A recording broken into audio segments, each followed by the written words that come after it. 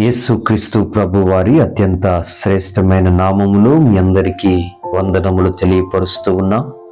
ప్రతి దినము కూడా మన అనుదిన జీవితంలో ఎదురయ్యే సవాళ్లను, పరిస్థితులను ఎదుర్కొని ముందుకు వెళ్ళాలంటే ఖచ్చితంగా మనకి దేవుని వాక్యము కావాలి. ఎందుకంటే ఆయన వాక్యం మన పాదములకు దీపము, మన త్రోవలకు వెలుగై ఉన్నది కనుక దేవుని వాక్యం లేకపోతే మన అనుదిన జీవితాల్లో ఎదురయ్యేటటువంటి పరిస్థితులు, సవాళ్ళు ఎదుర్కొని మనం ముందుకు వెళ్ళలేము. దేవుని వాక్యము ఈరోజు మనల్ని బలపరిచి నడిపించడానికి ప్రభు ఒక ప్రత్యేకమైన వాగ్దానాన్ని మనకు అనుగ్రహించాడు. ఈ రోజు కొరకైనటువంటి వాక్య భాగము యెషయా గ్రంథము 22వ అధ్యాయము 23వ వాక్యాన్ని ధ్యానం చేసుకుందాం. The book of Isaiah chapter 22 verse 23. దిట్టమైన చోట మేకు కొట్టినట్టు నేను అతనిని స్థిరపరిచెదను. దిట్టమైన చోట అంటే గట్టిగా ఉన్న చోట, బిగుసుగా ఉన్న చోట మేకు గనక కొట్టితే ఆ మేకు అసలు ఊడిపోవటానికి అవకాశం అనేది ఉండదు. దిట్టమైన చోట మేకు కొడితే ఎలా గట్టిగా ఉంటుందో అలా దేవుడు సెలవిస్తున్నాడు. దిట్టమైన చోట మేకు కొట్టినట్టు నేను నిన్ను స్థిరపరుస్తాను అంటున్నాడు. దేవునికి స్తోత్రం కలుగును గాక. హల్లెలూయా. అద్భుతమైన మాట హెబ్రీ బైబిల్ గ్రంథంలో ఉంటది. దిట్టమైన చోట అనే పదము హెబ్రీ బైబిల్లో ఏమని ఉంటదంటే సెక్యూర్ ప్లేస్, సురక్షితమైన స్థలము. హల్లెలూయా. సురక్షితమైన స్థలము. సురక్షితమైన స్థలములో గనక నీవు ఉంటే నీ అడుగులు స్థిరపరచబడతాయి, నువ్వు కదలడానికి అవకాశం ఉండదు. దేవుడు అట్టి రీతిగా దిట్టమైన చోట మేకు కొట్టినట్టు నిన్ను స్థిరపరచును గాక. హల్లెలూయా. ఎస్తేరు ఒక అనాథ, ఎస్తేరు ఒక యవ్వనస్తురాలు, తల్లిదండ్రులు లేరు, ఎవరు లేరు, కానీ దేవుడు ఆమెను స్థిరపరిచాడు. హల్లెలూయా. ఆమె ప్రార్థన వల్ల దేవుడు ఆమెను స్థిరపరిచాడు, ఆమె భక్తి వల్ల దేవుడు ఆమెను స్థిరపరిచాడు. ఈరోజు దేవుని వాక్యము సెలవిస్తుంది, నీవు సురక్షితమైన స్థలములో గనక ఉండగలిగితే దిట్టమైన చోట మేకు కొట్టినట్లు నిన్ను స్థిరపరుస్తాను అని దేవుడు వాగ్దానం చేస్తూ ఉన్నాడు.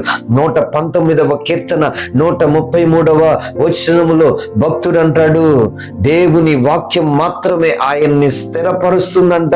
ఎందుకంటే ఈ లోకములో ఏది ఆయన్ని స్థిరపరచలేదు. లోక అలవాట్లు, లోక పద్ధతులు, లోక ఆచారాలు, లోక సంప్రదాయాలు, లోకములో ఉన్న ధనము, బలము, జ్ఞానము, అధికారము ఏది ఆయన్ని స్థిరపరచలేదని తెలుసుకున్నటువంటి భక్తుడు 119వ కీర్తన 133వ వచనములు అంటున్నాడు, అయ్యా నీ వాక్యమును బట్టి నన్ను స్థిరపరచు. ఆమేన్. హల్లెలూయా. ఆయన వాక్యమే బుద్ధి, జ్ఞానము, సర్వ సంపదనివ్వగలదు. ఆయన వాక్యము బలమునివ్వగలదు. ఆయన వాక్యము మహిమనివ్వగలదు. ఆయన వాక్కు నీకు ఘనతనివ్వగలదు. దేవుని వాక్కు నీకు తోడుగుంటే చాలు. ఈ లోకములో ఏది నువ్వు సంపాదించుకున్నా ఒకవేళ అది పోతుందేమో గాని దేవుని వాక్కును గనక నీ హృదయంలో ఉంచుకుంటే అది ఎవ్వరును నీ యొద్ద నుండి తీసివేయలేరు. అడుగులు స్థిరపరిచి నిన్ను నడిపించేది దేవుని వాక్యము గనక దేవుణ్ణి అడుగుదాం, దేవా నా అడుగులు స్థిరపరచండి, నా పాదములు బండ మీద నిలిపి నా అడుగులు స్థిరపరచండి అయ్యా అని దేవుణ్ణి అడిగితే క్రీస్తు అనే బండ పైన నీ పాదాలు నిలిపి ఈ రోజు నిన్ను స్థిరపరచడానికి దేవుడు ఈ వాక్కునిచ్చాడు. ఒకవేళ అస్థిరముగా, స్థిరము లేకుండా కదిలిపోతున్నావేమో, దేవుణ్ణిలో నిలబడలేకుండా కదిలిపోతున్నావేమో, ఉదయకాలమే ప్రభుకి ప్రార్థించలేకుండా, దేవుని వాక్యాన్ని చదవలేకుండా కదిలిపోయే స్థితి నీలో ఉందేమో, భక్తిలో కదిలిపోతున్నావు, విశ్వాసంలో కదిలిపోతున్నావు, వెనకబడిపోతున్నావేమో. దేవుడు నీతో వాగ్దానం చేస్తూ మాట్లాడుతున్నాడు. నీ పాదములు బండ మీద స్థిరంగా నిలపడానికి ఆయన సిద్ధంగా ఉన్నాడు. నీవు చేయాల్సిందల్లా ఒకటే, ఆయన వాక్యములో నీవు నిలబడు. హల్లెలూయా. ఆనాడు ఆదిమ సంఘములు అపోస్తుల కార్యాలు 16వ అధ్యాయం 5వ వచనములో సంఘములంట విశ్వాసములో స్థిరపరచబడుతూ ఉన్నాయి. స్థిరపరచువాడు ఆయన మాత్రమే. అధికారము కలిగిన ఆయన నామంలో ఈరోజు దేవుని వాక్కు ప్రకటించుచూ ఉండగా ప్రత్యేకించబడినటువంటి ప్రతి క్రైస్తవుడు దేవునిలో స్థిరపరచబడును గాక. సంఘం అంటే ప్రత్యేకించబడినటువంటి వారు, లోకము నుండి ప్రత్యేకించబడినటువంటి వారే ఎక్లేషియా. లోకము నుండి ప్రత్యేకించబడిన ప్రతి క్రైస్తవుడు కూడా దేవుని వాక్కు అందు స్థిరపరచబడును గాక. ఆమేన్. హల్లెలూయా. ఒక ఎస్తేరు జీవితాన్ని స్థిరపరిచినటువంటి దేవుడు, యవనస్తులైన షడ్రక్ మేషక అబేద్నెగోల జీవితాలను స్థిరపరిచినటువంటి దేవుడు, దానియేలు జీవితాన్ని స్థిరపరిచినటువంటి దేవుడు మన జీవితములను నిశ్చయముగా ఆయన స్థిరపరచును గాక. దిట్టమైన చోట మేకు కొట్టినట్లు ఆయన నీ జీవితాన్ని స్థిరపరచును గాక. హల్లెలూయా. నీ కుటుంబమును ఆయన స్థిరపరచును గాక. 102వ కీర్తన 28వ వాక్యం సెలవిస్తుంది, నీ సంతానము దేవుని సన్నిధిలో నిత్యము స్థిరపరచబడును గాక.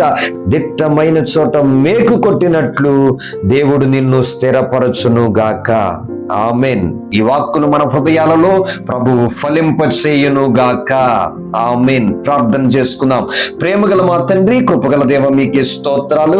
అయ్యా, ప్రార్థనలు ఏకీభవిస్తున్న ప్రతి బిడ్డను మీ చేతులకు అప్పగిస్తున్నాం. దీవించండి, ఆశీర్వదించండి, బలపరచండి నాయన. మీకే స్తోత్రాలు. యెషయా గ్రంథం 22వ అధ్యాయం 23వ వచనం సెలవిస్తున్న రీతిగా అయ్యా, దిట్టమైన చోట మేకు కొట్టినట్లు ప్రభా మీరు స్థిరపరచండి. ఒకవేళ అస్థిరతలో ఉండిపోయారేమో ప్రభా, అయ్యా ఏదైనా ప్రభా లోకములో ఉన్నటువంటి అస్థిరతలో ప్రభా ఉండిపోయారు మట్టి బిడ్డలను మీరు దర్శించండి, అస్థిరతను కొట్టివేయండి, స్థిరముగా మీరు నిలబెట్టమని అడుగొచ్చు ఉన్నాను తండ్రి. మీ శక్తి చేత పర్వతములు సైతము స్థిరపరిచే దేవ, ఆకాశమును స్థిరపరిచే దేవ, అధికారము కలిగిన మీ నామములో 40వ కీర్తన 2వ వాక్యం సెలవిస్తున్న రీతిగా అయా ఏకీభవిస్తున్న ప్రతి కుటుంబంలో ప్రతి ఒక్కరి జీవితములు బండ పైన స్థిరపరచబడును గాక.